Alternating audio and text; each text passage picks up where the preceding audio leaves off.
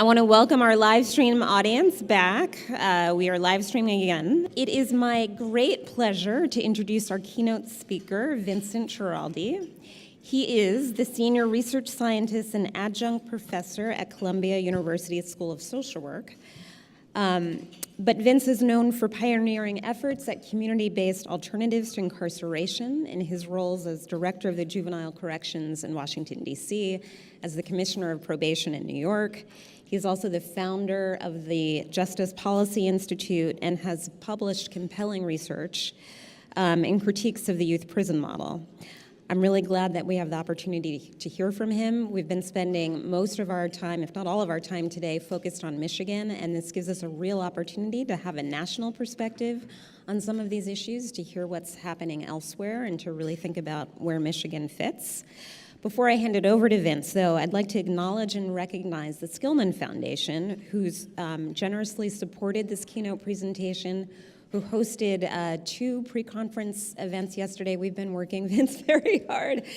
But it's been wonderful because he's had a chance to meet other stakeholders in addition to those in the room. So we are so appreciative of you being here. We are so appreciative of Skillman, who of course is a foundation here in Detroit, who works to ensure that Detroit youth have access to high-quality educational and economic opportunities. And I should add, their motto is "Kids Matter" here, and it's no wonder that they're a champion of your work, Vince. So with that, I will turn it over, and I'll note that after the presentation, Vince will be taking questions, so we will be managing microphones for that, but welcome.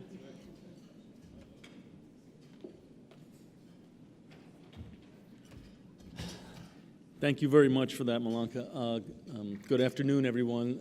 I'm really excited to be here. I want to thank the Hudson-Webber Foundation and the Skillman Foundation and the Michigan Committee on Juvenile Justice. The last couple of days, the last day has been really exciting. It's been great prior to an event like this to be able to just sit around a table with folks and really grapple with what's going on. I mean, I don't pretend to be an expert on what's happening in Michigan, but it was super exciting to see people rolling up their sleeves. And we had a panel discussion at the Skillman Foundation for lunch yesterday, and something I thought was great was that the panel didn't finish our presentations, and people like interrupting, like they wanted to get in on it, and that was really exciting to see people on what feels to me like the cusp of potentially some real important reforms here. So I want to start by, seeing if the technology works. Look at that.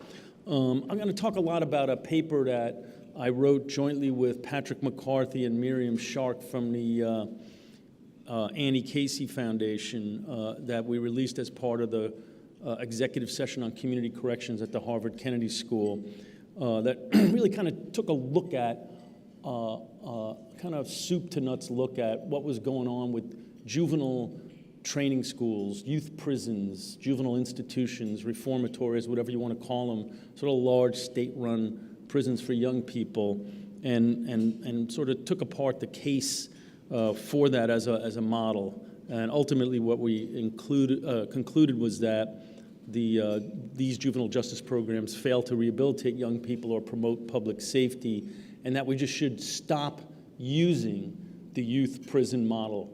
It was not always with us, and we have to remember that we sort of started it and we can end it. It was in the middle of the 1800s that we created them. Before that, we did not put kids in large institutions. So we should end it. We shouldn't just send all the kids home and hope that they go forth and sin no more. Of course, we need to create a continuum of programs that help them thrive, be that back in their own homes, or to the degree they do need to be taken out of their homes in small home-like facilities that are nearby to their home communities. So that's the conclusion. You can check emails now, you can talk amongst yourselves. All the rest of this is gonna sort of be part of that. So I'll give a little outline, a little history on how we got here, how we started this youth confinement thing, discuss it as a flawed model rather than the idiosyncratic failings of one particular governor or department head, the need for reform, and then a couple of examples, one of which is right here from Wayne County, Michigan. So when we started all of this, there was immediately, right from the get-go, the same kind of conflicts we're arguing about today. It was largely started during the 1800s when there was a lot of rapid urbanization, either from folks from the country moving into the cities to work in the new factories, or from people from other countries, mostly Ireland and Eastern Europe. They were a strange lot. We didn't kind of understand them. The leaders of the times, they had a strange Catholic religion. Their kids were running the streets while they worked in sweatshops and factories, and we didn't know what to do with them. So instead of putting them into our adult prisons or our poorhouses of the time, they created reformatories and shipped the kids out from the inner cities to the rural communities in the hopes that they would learn how to feed chickens and raise pigs and come back into the urban areas better than they went off. It was problematic right from the beginning. There were abuses. Kids were being leased out to harsh labor. There was a lot of physical abuse. And the leading advocates at the time really pushed back against it. And much of the language they used back then is very similar to the language we use today to have roughly the same fight. Fast forward from the early 1900s to the 1990s, and we entered a period of very tough on crime approach to young people in the 80s and 90s. It was prompted in part by a pretty substantial increase in violent crime amongst kids. We can't just paper that over. But it was also stoked by a couple of academics, James Allen Fox from Northeastern and John DiIulio from Princeton, who appeared to be competing for the sort of vitriolic quote of the week when they talked about young people. Fox predicted that there would be a bloodbath amongst our juveniles in about 10 years, and this was in the mid-90s that he predicted this. DiIulio said there would be 270,000 more young predators on the streets, requiring 150,000 more correctional beds. These pronouncements were wrapped in racialized themes, sometimes barely disguised, sometimes not disguised at all. DiIulio said, for example, "The black kids who inspire fear seem not merely unrecognizable, but alien." And he further stated that all that's left of the black community in some pockets of urban America is deviant, delinquent, and criminal adults surrounded by severely abused and neglected children, virtually all of whom were born out of wedlock. To this dystopian assessment, he added his perhaps most enduring epithet by calling kids a rising tide of juvenile super predators.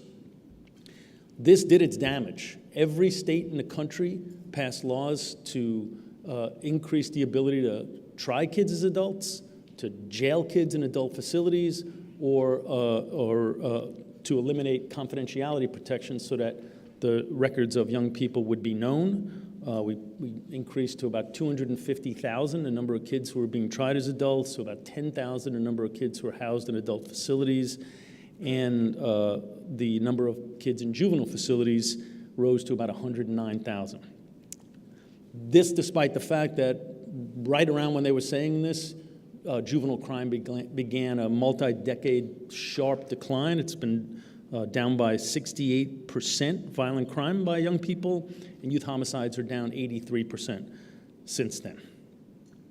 So this engendered a reaction. And a lot of the history of juvenile court is this sort of bounce back in reactions. So the super predator era engendered a reaction. Advocates fought it. Some good politicians stood up to it. But there was this other reaction, which is atypical, which was there was this research reaction. And researchers actually, part of this is a philosophical question about what you believe should and shouldn't happen when somebody breaks the law. But part of it was a real question about, are kids different enough from adults to warrant special treatment? Because that's what the foundation of the juvenile court was. It's not that they're just smaller adults, it's that they're different than adults. So it's a testable question to some degree. So groups, organizations like the Justice Department and the MacArthur Foundation put a lot of money into figuring that question out.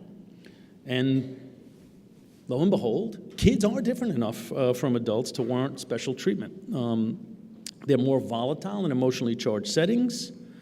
They're more susceptible to peer influence. By the way, not necessarily more volatile in non-emotionally charged settings. It's why you can have a perfectly rational conversation with your 16-year-old or 17-year-old son about the philosophy class he's taken in high school, and then he can go out and do some knuckleheaded stuff with a bunch of his buddies, right, within 15 minutes of one another.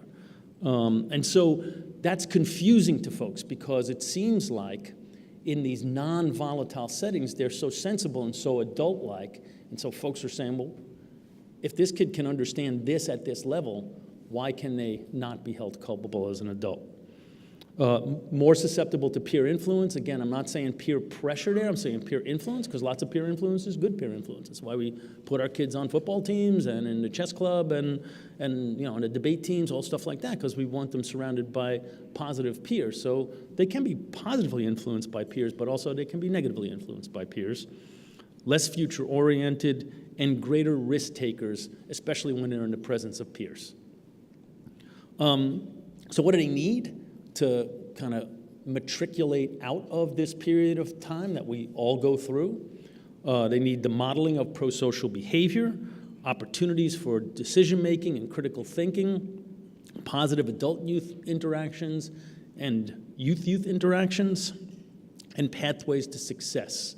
So what I talked about earlier in terms of what the findings were, that was mainly developmental psychology supported by the brain science. A lot of people talk about the brain science because you can take a picture of it in a way you can't take a picture of developmental psychology, but really I think the richer research is in developmental psychology, not the brain science, but they both support one another. The part about the pathways to success really comes, I think, more from sociology, and there's a very robust bunch of research that shows that kids don't just get older and matriculate out of delinquency. It's what experiences they have. So particularly males are influenced by getting married and obtaining gainful, steady employment. That happens obviously later and later for today's males and females. It also happens later and later, sometimes not at all, for kids of color. And so that's sort of one entrance into the prison system that is open to kids of color that is less open to white kids. Just one, though. And all of this is the opposite of what they receive in youth prisons. When I took over my system in DC, staff were beating the kids up. They were sexually assaulting them. They were selling drugs to them. Rats and cockroaches were literally crawling on the kids. They could show you the bites. The place was falling apart physically. They were not getting opportunities for decision-making and modeling of pro-social behavior. At best, they were hoping for neglect. More often, they were getting abuse. And that's not stunningly atypical of youth prisons. I'm going to divert a little from the paper because I know that a big issue here is adultification, kids being tried as adults, kids being housed in adult facilities. There's a lot of research on this, actually not as much as there could be, but there is what research there is shows that putting kids into the adult system, and that's not just the adult prisons and jails, but even just processing them through adult court has been shown to be ineffective and at times abusive. The Centers for Disease Control did a meta-analysis of a bunch of studies showing that transfer to the adult system increases rates of reoffending, and particularly violent felony rearrest. That's what they were looking at. One particular study from Pennsylvania showed a 77% greater likelihood of violent felony rearrests for kids, similar kids tried as adults versus similar kids tried as juveniles. And when they do get locked up in adult facilities, the outcomes are not infrequently horrifying. Youth under 18 in adult jails are 36 times more likely to commit suicide than if they go to juvenile facilities. Youth under 18 in adult jails are also more than 400% more likely to be sexually abused, those in juvenile facilities. I'm working on a death penalty case right now as a consultant in Jacksonville, Florida, and a defendant was locked up at age 16 when he was at Rikers Island, so I'm actually having the opportunity now to look at old reports from Rikers Island, which could have been written 5 minutes ago, those old reports. But also I'm talking to a bunch of people who were locked up as teenagers in Rikers when they were 16 and 17, now they're in their late 50s. By the way, this guy was locked up as a teenager. He's the same age as me, so in the mid-'70s. He was 16. And I spoke to some guy last week who's risen now very high in the world of philanthropy and had been a very high-level department head in a Department of Social Services. And he was locked up when he was 16 at Rikers. And the stories he was telling me were just absolutely hair-raising. And he said he saw kids sliced up to the point of almost dying, but he said nothing compares to the sexual assaults he saw. One kid right next to him in a bunk bed, another one of his friends who he had, was actually his co-defendant, who he said he couldn't protect him, and if he tried to protect him, he might have had the same fate as him. And in his late 50s, he's been carrying this with him for 40 years. He said he's never forgotten it and never will forget it. So, lots of bad news. Good news is states are doing this less frequently. So in 2007, 14 states set the age of their juvenile court below 18, some at 16, some at 17. And this is responsible for the vast majority of kids that get sentenced to adult facilities. There are other ways you can be tried as an adult. Sometimes the legislature says, if you commit these crimes, you're going to be an adult. Sometimes they say the prosecutors get to pick, and sometimes judges just decide in an adversarial hearing. But by far and away, the most frequent reason people get tried as adults before the age of 18 is because the state law in their state says it's 17, or 16. Back in 2007, there were 14 states that set the age of juvenile court before. By 2013, that had dropped to 10. Now it's 4. And as Alice said earlier, Michigan's one of those 4. It's Georgia, Texas, and Wisconsin as well. This kind of puts you in rarefied air, not good rarefied air. As Dana Nessel said earlier, you're one of the highest states with the highest number of young people serving life sentences who committed their crimes before age 18. Michigan Council on Crime and Delinquency research showed that about 1,000 kids went to jails in Michigan, and they served an average of 6 months. 6 months is kind of a perfectly awful sentence for a kid, in my view. It's not long enough to get any real deterrence or incapacitation out of the kid because they're going to come out, they're still going to be 18 or 17, but it is long enough to acculturate them at a really important time in their lives when they're thinking about what their self-identity is. This is when we're deciding what kind of men and women we're going to be for the rest of our lives. That 6 months in jail can really solidify a criminal self-concept. This costs a lot of money and has a lot of negative outcomes. So the Justice Policy Institute found it's about $146,000 per kid per year. Michigan, they calculated it as $173,000. It's a 2015 study, so the data was a bit earlier than that. It's probably different today. Lifelong negative and individual and societal costs. I always thought, I was diagnosed with high cholesterol when I was 40, and the doctor started giving me a statin. And so that means every year I go back to the doctor, he checks my liver function and re-prescribes the statin for me. And he checks my liver function because the statins can have negative impacts on your liver. He's not trying to hurt my liver, he's trying to cure my high cholesterol. I always thought that we should do that in the juvenile justice system. I thought that my correctional facility should have a label on it. Like, okay, you're trying to get public safety and better youth outcomes out of this. That's why you're prescribing this pill. But realize it could lose kids' future earnings. It's higher spending on Medicaid and Medicare for kids. There are lots of rearrests within the next 2-3 years. And as you do more and more sophisticated research, you show higher rearrest rates than other similarly situated kids, much worse school failure, exacerbated mental illness. In fact, many of the kids, the advent of their mental illness occurs while they're institutionalized, and lower employment prospects. Racial disparities abound. I ran the DC juvenile justice system for 5 years. DC was a majority minority city during that time, and most of the kids in DC were kids of color, but I never got one white kid committed to my care in the 5 years I was running that system. So nationally, Latino kids are about almost twice as likely to be locked up as white kids. American Indians about 3 times as much, African American youth at almost 5 times as much. This is growing as the number of kids locked up in America declines. There's been about a 53% decline in the number of kids locked up in America. It's increasing here. It's 6 times the rate of white kids. African Americans are locked up at 6 times the rate of white kids in Michigan.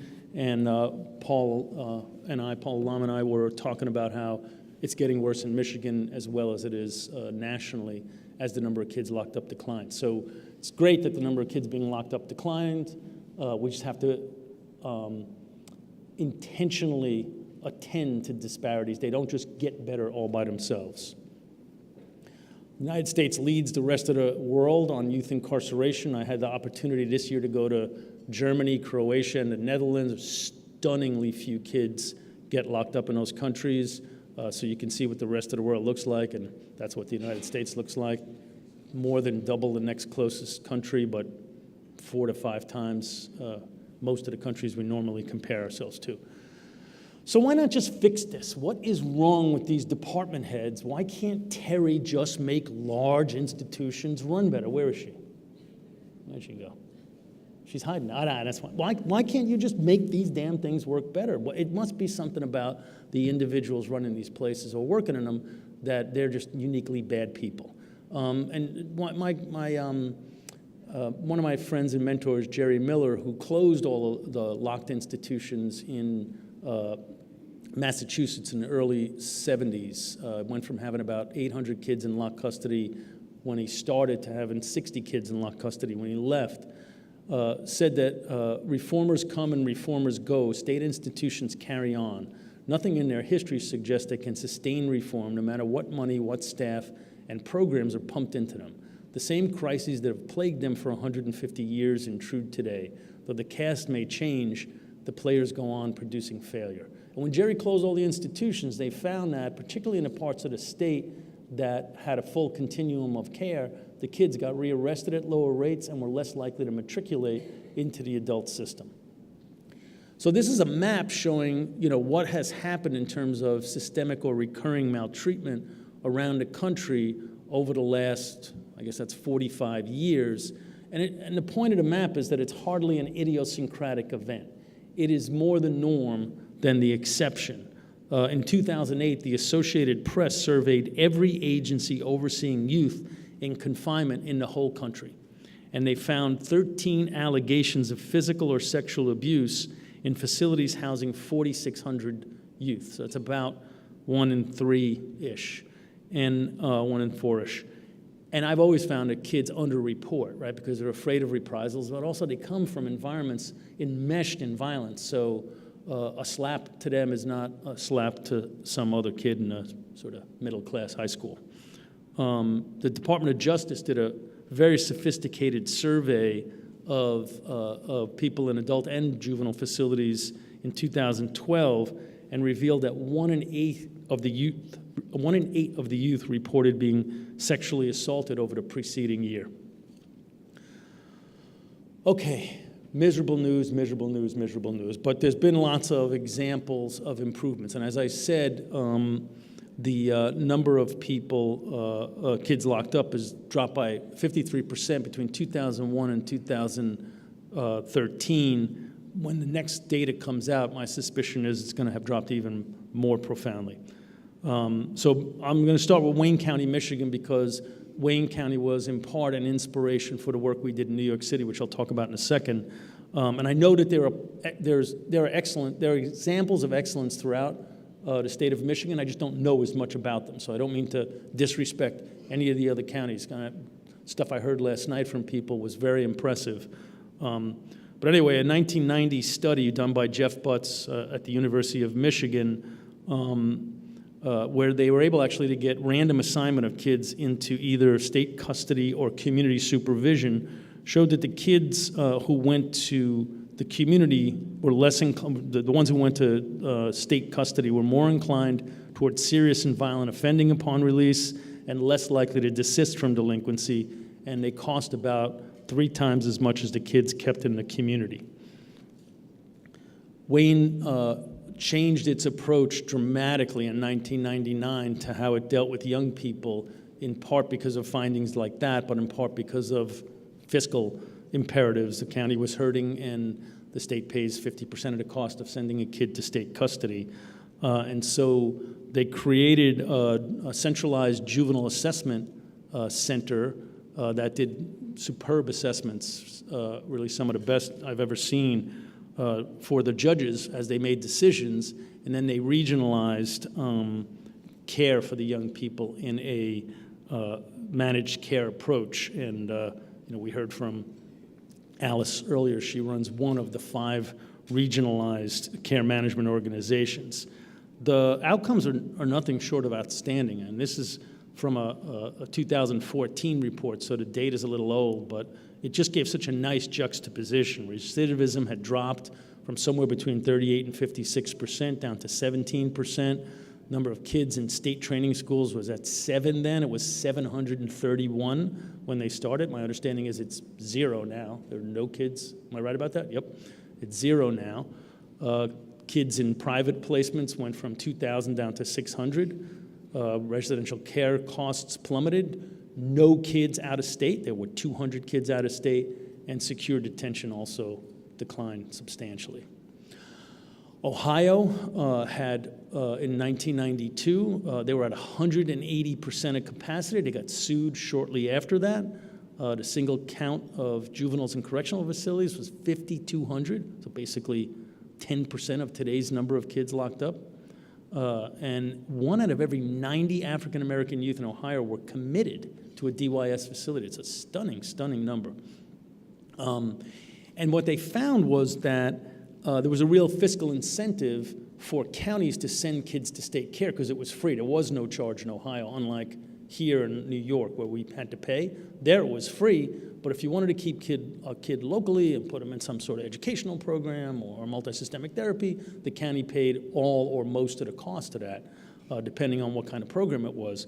So they created a fiscal incentives system called Reclaim Ohio that initially just gave an incentive to a selected number of counties that opted in the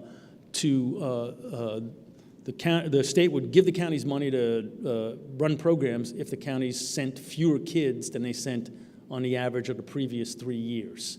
And that was so successful in reducing the number of commitments and improving outcomes that it went statewide. And then they created a targeted reclaim program that gave enhanced funding to some of the bigger counties in Ohio for more in-depth evidence-based practices. And the outcomes were fantastic. So the number of kids in youth confinement between 1997 and 2013 dropped in half. Youth arrests dropped by almost 2/3.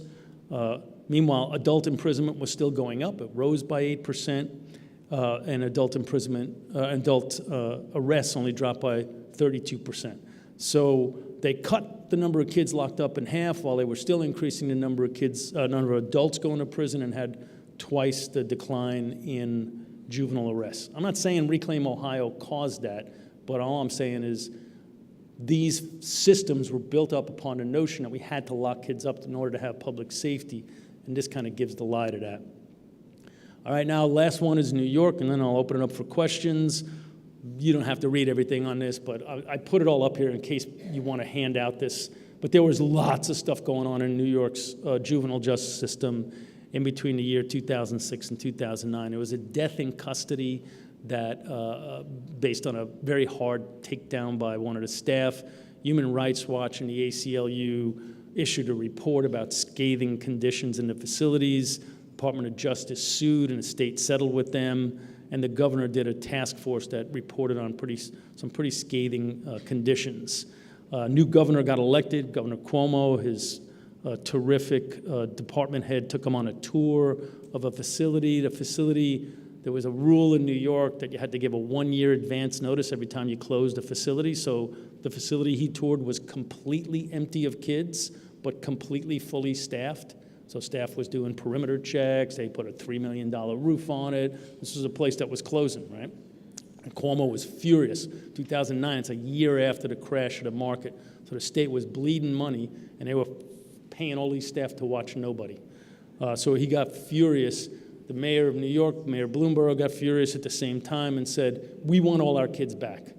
Just give them all back to us, partly inspired by Wayne County, because we had taken a bunch of New York City stakeholders on a tour of Wayne County, and the governor agreed. So we immediately established a team of folks, a committee. I co-chaired it with the head of juvenile justice, and we had judges and prosecutors and cops and defense attorneys and advocates and program providers, education, mental health.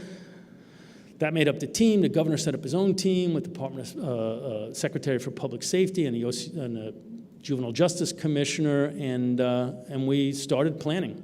We did that government thing while the mayor and governor tried to get a bill passed that was going to basically give all the New York City kids back to New York City, and a decent chunk of the money that was being spent on them at the state level. The state was going to have to save some money, but most of it was going to come back our way.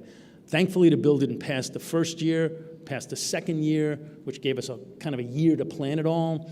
And so we created a continuum of care. Again, I see a lot of people squinting and straining your eyes. It almost doesn't matter what's in our continuum. You'll think up the one that works for you, and I'll leave this behind if people want to see it. But it was an articulation of what our system stakeholders thought needed to be available if judges, prosecutors, if the system was going to feel comfortable not locking the kids up. And then we created a structured decision-making model. This is actually Florida's structured decision-making model, and I put theirs up here. Ours looks very similar. I put this up here because I'm going to say something about research Florida did on the structured decision-making model in a second.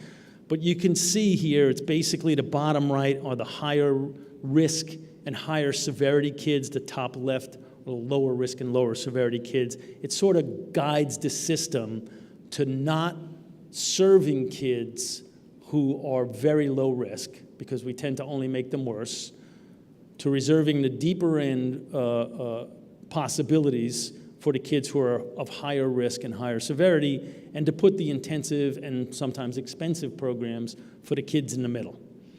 And so this is what we did in New York. What Florida did was they took it a step further and actually researched the outcomes, and they were particularly looking at what happens when judges go above the recommendations, when they say, oh, somebody's not really supposed to be getting services, but he looks like he needs services, well, even though it's low risks, so we'll give him services. Or somebody looks like they should be in the community, but you know, I saw a brochure on this program and it looks like a pretty good program, so I'm going to put them in this residential program for 6 months. What Florida found is at every level of risk, when you bump the kids up above what the grid suggests, they do worse. And they do lots worse. It's about double the recidivism rate of the kids that got placed in a box. And that's even true for the low-risk kids. It's 140% higher recidivism rate when you take a kid who's supposed to get nothing and give him something. So we did this close to home. We set up the grid. We did the structured decision-making model. We did the continuum of care and placements. This is non-New York City and New York City. So you can see, and we had gone through a 2/3 decline prior to the passage of close to home in placements, and then it went down again by 2/3. It went down substantially more than the rest of the state. It only applied to New York City, by the way, close to home. It wasn't for the rest of the state. So it was a good ability to compare. And so it was about 2.5 times greater decline in placements. Was this a jailbreak? Did kids go out and plunder the community? Non-New York City was declining during this time by 40.7%. New York City was declined by 52%. That was about 28% more than the decline in the rest of the state during the 4 years following the passage of close to home. And we did better than we did the previous 4 years. So in the previous 4 years, New York City juvenile crime had declined by 24%, and it went down by 52% in that 4 years, about a little more than twice the rate. We implemented it super fast, so there was lots of challenges, and that's just kind of a New York thing. You know, we eat our bagels fast too. So there were lots of problems right away. All the placements were small, nonprofit organizations, so it was about 500 kids, We had 11 nonprofits and 37 small facilities. So you can do the math on that. It's about 10, 12 per facility. Many of them were six or eight. But some of the providers, they were child welfare providers. They never had experience with delinquent populations.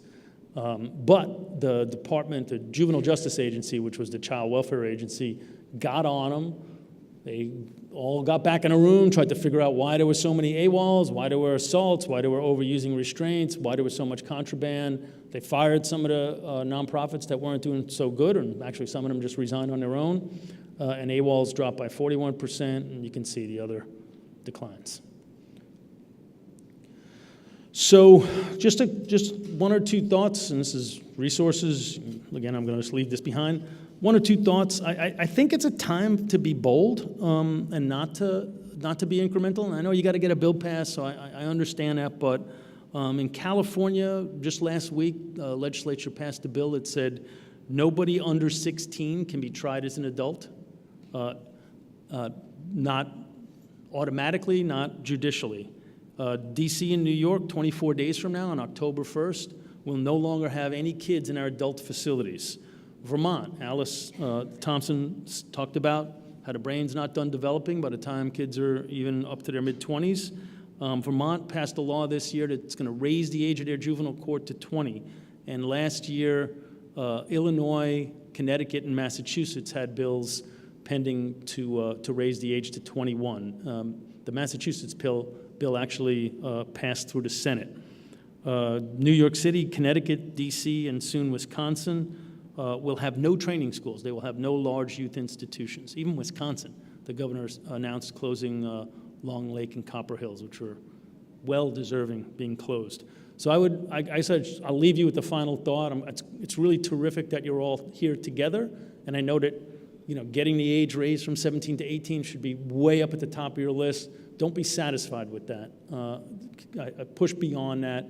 You're too smart and you're too good to just settle with that important but stunningly incremental change. So that's my story, and I'm sticking to it, and I'm happy to take questions.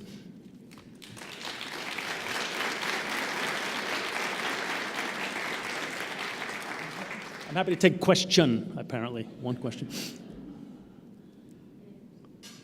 All right, Joe, you got it?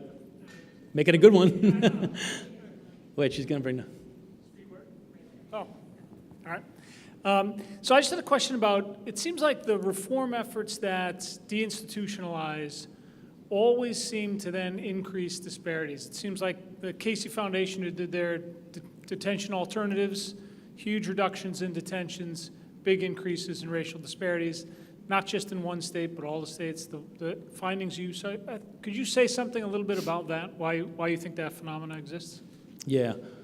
So I think it's a combination of, long legacy of racial discrimination in America, and that leads us to want to treat best the majority kids, and the fact that the lives of the poor, especially the desperately poor, are enmeshed in violence in ways that I don't think we've researched enough and done enough about, and that as we've shrunk the populations in most places, the people we're leaving behind are the people accused of violent crimes, even more so than the high-risk people. It's the people accused of violent crimes.